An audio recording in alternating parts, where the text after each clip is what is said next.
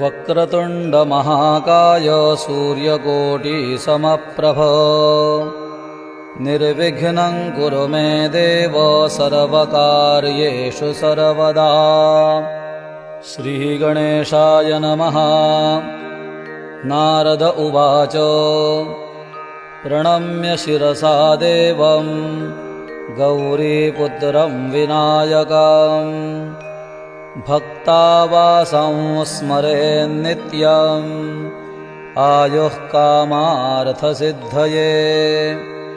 प्रथमं वक्रतुण्डं च एकदन्तं द्वितीयकं तृतीयं कृष्णपिङ्गाक्षं गजवक्त्रं चतुर्थकं लम्बोदरं पञ्चमं च षष्ठं विकटमेव च सप्तमं विघ्नराजेन्द्रं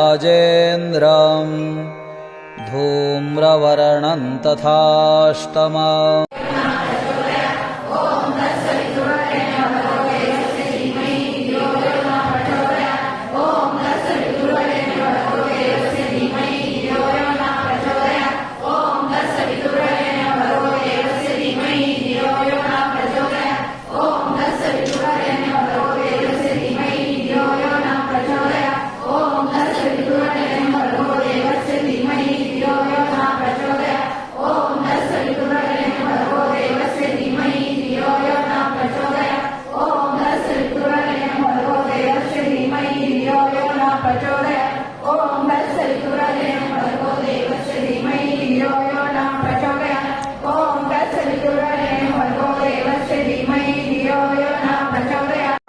कर्मयोगे मतिमनदे वेदमादिति योगे रागदेवीनाचार्यपुरे नमानवाचिनभोगे सुदूरे दयावर्णिति वेदशास्त्रे पुराणे दयावर्णिता सर्वैः देवान्ये स्वाहा।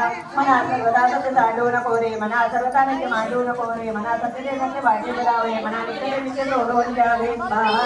कोई पड़ी होई के माय कोटे न कोरे बनाया